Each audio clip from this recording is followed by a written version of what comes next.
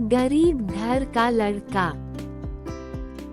एक छोटे से गांव में अर्जुन अपनी मां के साथ रहता था। उनका छोटा सा मिट्टी का घर था।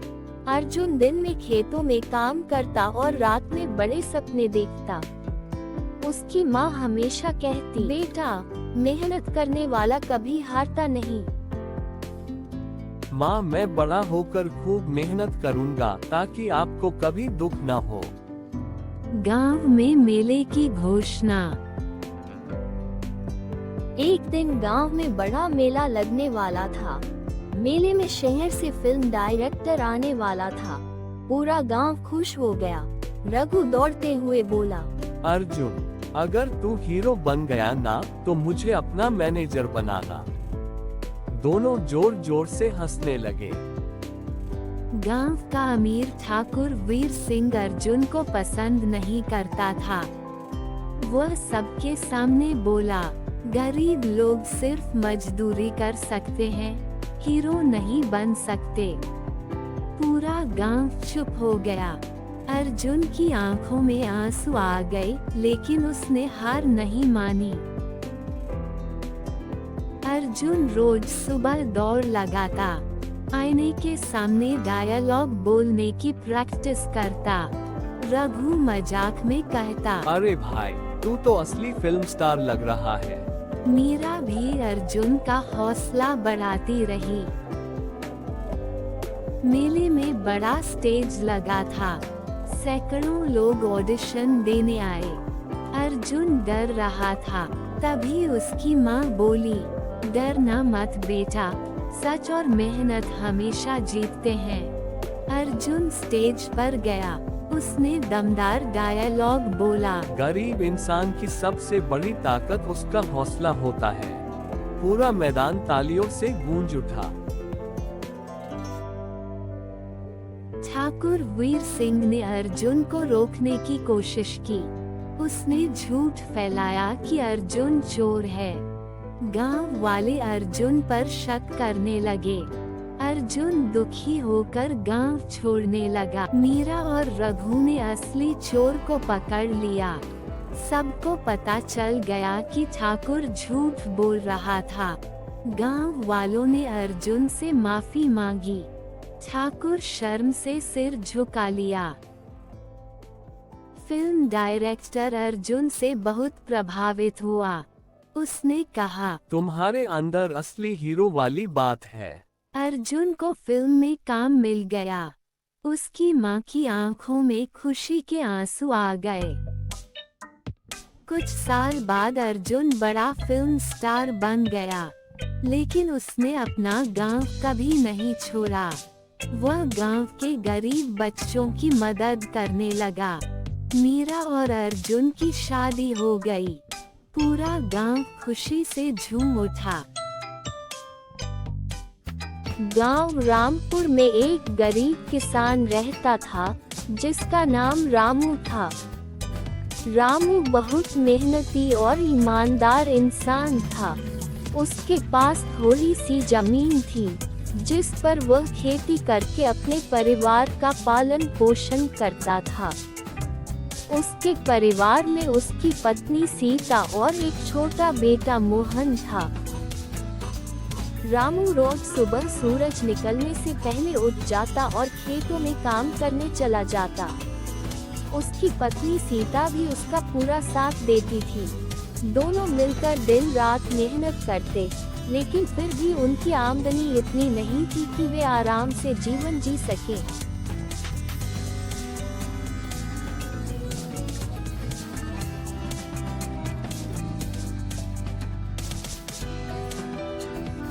एक दिन गांव में खबर फैली कि राजा ने घोषणा की है कि जो भी किसान सबसे अच्छी फसल उगाएगा, उसे बड़ा इनाम मिलेगा। ये सुनकर गांव के सभी किसान उत्साहित हो गए। रामू ने भी सोचा, अगर मैं मेहनत करूं तो शायद मैं भी यह इनाम जीत सकता हूं।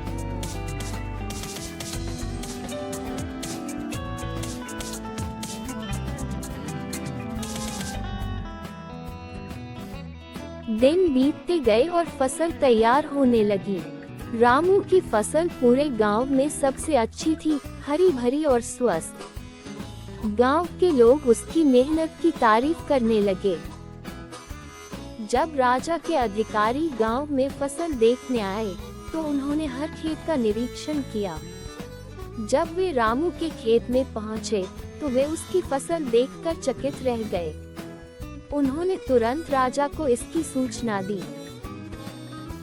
राजा साहब, सारा किसान के खेती से एक किसान का खेती बढ़िया था। उस किसान का नाम है रामू। जिस किसान के दिल में ईमान और हाथों में मेहनत हो, उसके खेत हमेशा सोना उगलते हैं। कुछ दिनों बाद राजा खुद गांव में आया और सभी किसानों को बुलाया।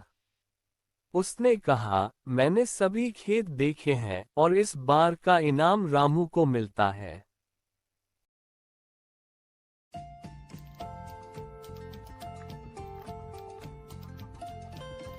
एक छोटे से गांव में एक परिवार रहता था। उस परिवार में पिता रमेश, माँ सीता और उनके 2 बच्चे रवि और पूजा रहते थे। रमेश रोज सुबह जल्दी उठकर काम पर जाते थे और पूरे परिवार के लिए मेहनत करते थे। सीता घर का सारा काम संभालती थी और बच्चों का ध्यान रखती थी। एक दिन रवि और पूजा आपस में खिलौने को लेकर झगड़ने लगे। रवि बोला, यह मेरा खिलौना है। पूजा बोली, नहीं, मुझे भी खेलना है। देख पूजा, मुझसे मजाक मत किया कर, मेरा खिलौना है, मैं किसी को नहीं खिलाऊंगा। तू जाकर पापा से खिलौना खरीदवा ले, मैं अपना खिलौना छूने नहीं दूंगा तुमको। भैया, तुम्हारा आज खिलौना में से मैं खेलूंगा। शाम को मैं पापा को बोल दूंगा खिलौना लाने के लिए, अभी ही भर खिला दो। नहीं, मैं खिलाऊंगा अपना खिलौना से। दोनों जोर जोर से लड़ने लगे। तभी माँ सीता वहां आई। उन्होंने दोनों को प्यार से समझाया। बच्चों, परिवार में प्यार और बांट कर रहना बहुत जरूरी है। रवि और पूजा को अपनी गलती का एहसास हुआ। उन्होंने एक दूसरे से माफी मांगी और खिलौना साथ में खेलने लगे। शाम को जब रमेश घर आए, तो उन्होंने बच्चों को हंसते हुए खेलते देखा। उन्हें बहुत खुशी हुई। उस दिन से पूरे परिवार ने ये ठान लिया कि वे हमेशा प्यार और समझदारी से रहेंगे।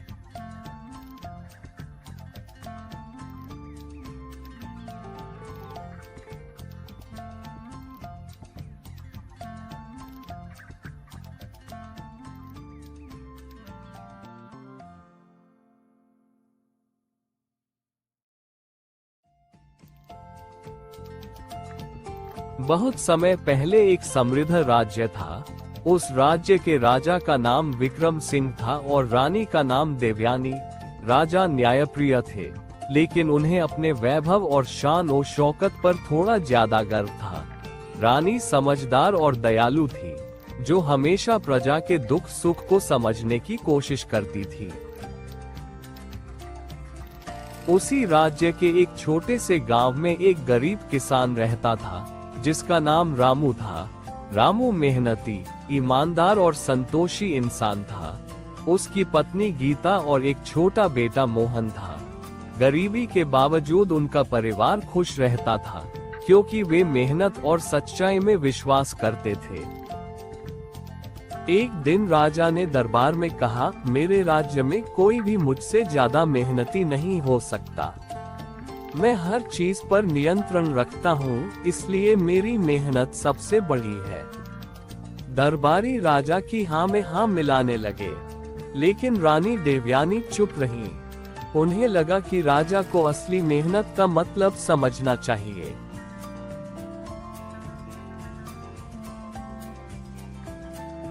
रानी ने राजा से कहा, महाराज, क्यों न आप आम लोगों के जीवन को भी समझें? शायद आपको नई सीख मिले। राजा ने चुनौती स्वीकार कर ली। उन्होंने आम आदमी के वेश में राज्य का भ्रमण करने का निर्णय लिया।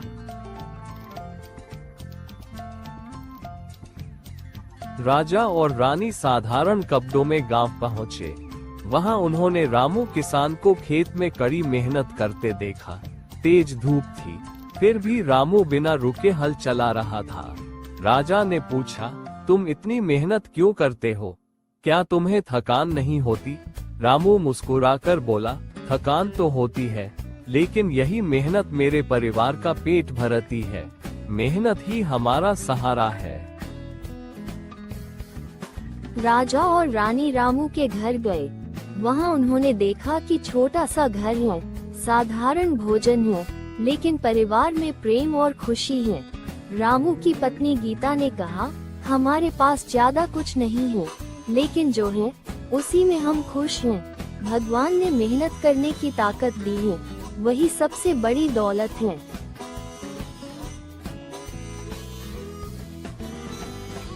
राजा ने सोचा कि वह भी एक दिन किसान की तरह काम करके देखेगा। अगले दिन वह रामू के साथ खेत में गया। कुछ ही घंटों में राजा थक चूर हो गया। उसके हाथों में छाले पड़ गए और शरीर दर्द करने लगा। रामू ने कहा, महाराज, ये तो रोज का काम है, हम इसी तरह हर दिन मेहनत करते हैं। राजा को एहसास हुआ कि असली मेहनत क्या होती है। उसने महसूस किया कि उसका काम भी महत्वपूर्ण है, लेकिन किसानों की मेहनत के बिना राज्य का अस्तित्व ही नहीं हो सकता। राजा और रानी ने अपना असली रूप दिखाया। रामू और उसका परिवार घबरा गए। राजा ने कहा, डरो मत, तुमने मुझे बहुत बड़ी सीख दी है। तुम जैसे मेहनती लोग ही इस राज्य की असली ताकत है। राजा ने रामू को इनाम में जमीन, अच्छे बीज और खेती के उपकरण दिए। साथ ही पूरे गांव के किसानों के लिए नई योजनाएं शुरू की, ताकि उनकी मेहनत का सही फल मिल सके। रानी देवयानी खुश थी कि राजा को सच्चाई समझ आ गई। उन्होंने कहा, महाराज, असली महानता दूसरों की मेहनत को समझने और उसका सम्मान करने में है। राजा ने अपने शासन में बदलाव किया। अब वह प्रजा के साथ ज्यादा समय बिताने लगा और उनकी समस्याओं को समझने लगा। रामू किसान का जीवन भी सुधर गया, लेकिन उसने अपनी सादगी और मेहनत को कभी नहीं छोड़ा। दो दोस्त रामू और राम की कहानी। रामू मेहनती, समझदार और शांत स्वभाव का लड़का। राम थोड़ा शरारती, लेकिन दिल का बहुत अच्छा। पहला भाग, बचपन की दोस्ती। गांव के एक छोटे से स्कूल में रामू और राम साथ पढ़ते थे। दोनों बचपन से पक्के दोस्त थे। एक दिन स्कूल जाते समय, राम, आज जल्दी चलो, मास्टर जी टेस्ट लेने वाले हैं। अरे रामू, इतना भी क्या डरना, जो होगा देखा जाएगा। डरने की बात नहीं है, तैयारी जरूरी है। तुम तो हमेशा पढ़ाई की ही बात करते हो। दोनों हंसते हुए स्कूल पहुंचते हैं। एक नई योजना। एक दिन स्कूल से लौटते समय उन्होंने देखा कि गांव के बाहर एक बड़ा आम का पेड़ है। रामू, देखो कितने पके हुए आम हैं। चलो तोड़ते हैं। नहीं राम, ये पेड़ ठाकुर जी का है, बिना पूछे लेना गलत है। राम कुछ सोच में पड़ जाता है। अरे रामू, इतना भी क्या डरना, जो होगा देखा जाएगा। नहीं राम, ये पेड़ ठाकुर जी का है, बिना पूछे लेना गलत है। अरे थोड़े से आम लेने से क्या होगा।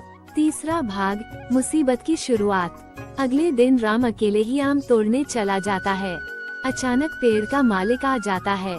ठाकुर जी, अरे कौन है वहाँ? राम घबराकर, जी वो मैं। ठाकुर जी राम को पकड़ लेते हैं। रामू, ठाकुर जी गलती हो गई, माफ कर दीजिए। ठाकुर जी, चोरी की सजा मिलनी चाहिए। रामू, हम दोनों आपके खेत में एक हफ्ते काम करेंगे। ठाकुर जी सोचते हैं और मान जाते हैं। दोस्ती की परीक्षा। काम करते समय, राम, मैं तुमसे पहले बोले कि ठाकुर जी आम का पेड़ है, तू हमेशा सोच समझे कोई काम अच्छा नहीं करता है। रामू हमेशा सही बोलता है। रामू, मेरी गलती थी, तुम्हें सजा क्यों मिल रही है? दोस्ती में साथ निभाना पड़ता है। मैंने तुम्हारी बात नहीं मानी। गलती से सीखना ही समझदारी है। राम की आंखों में आंसू आ जाते हैं। बदलाव। एक हफ्ते बाद, ठाकुर जी, तुम दोनों ने ईमानदारी से काम किया है, मैं खुश हूँ। अब मैं बिना पूछे कभी कुछ नहीं लूंगा। धन्यवाद ठाकुर जी। दोनों दोस्त घर लौटते हैं। रामू, आज से मैं भी तुम्हारी तरह सोच समझकर काम करूंगा। रामू मुस्कुराकर, और मैं हमेशा तुम्हारा साथ दूंगा। छठा भाग, बड़ा सपना कुछ साल बाद। रामू, मैं बड़ा होकर किसान बनना चाहता हूँ और मैं शिक्षक बनूंगा। हम दोनों मिलकर गांव को आगे बढ़ाएंगे। हाँ, और बच्चों को सिखाएंगे कि ईमानदारी सबसे बड़ी ताकत है। दोनों हंसते हुए अपने सपनों की ओर बढ़ जाते हैं। एक गांव में रामलाल नाम का एक मेहनती किसान रहता था। उसके पास थोड़ी सी जमीन थी, लेकिन वह दिल से बहुत बड़ा था। रोज सुबह सूरज निकलने से पहले वह खेत में काम करने चला जाता। एक साल बारिश बहुत कम हुई। गांव के ज्यादातर किसान परेशान हो गए और खेती छोड़ने की सोचने लगे। लेकिन रामलाल ने हिम्मत नहीं हारी। उसने सोचा, मेहनत कभी बेकार नहीं जाती। पानी बचाने के लिए छोटे छोटे नालियां बनाई, खाद खुद तैयार की और रोज फसलों की देखभाल की। लोग उसका मजाक उड़ाते थे, लेकिन वह चुपचाप अपना काम करता रहा। कुछ महीनों बाद जब फसल कटने का समय आया, तो रामलाल के खेत में सबसे अच्छी फसल हुई। वही लोग जो उसका मजाक उड़ाते थे, अब उससे सलाह लेने आने लगे। रामलाल मुस्कुराया और बोला, मेहनत, धैर्य और सही सोच, यही किसान की असली ताकत है।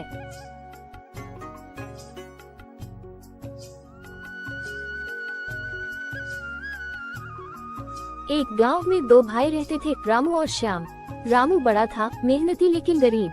श्याम छोटा था, चालाक और अमीर बनने का सपना देखने वाला। पिता के गुजर जाने के बाद जमीन का बंटवारा हुआ। श्याम ने चालाकी से अच्छी जमीन ले ली। रामू को पथरीली, सूखी जमीन मिली। रामू रोज सुबह खेत में मेहनत करता, पसीना बहाता।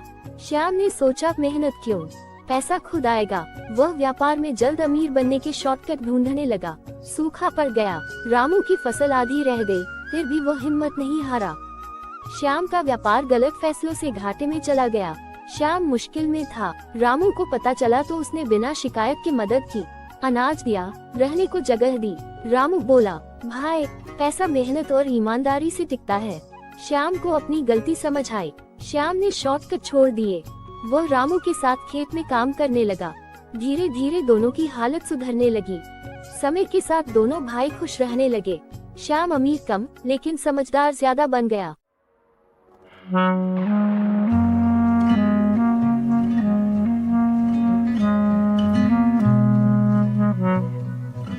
रामपुर नाम के एक गांव में आर्यन नाम का एक लड़का रहता था।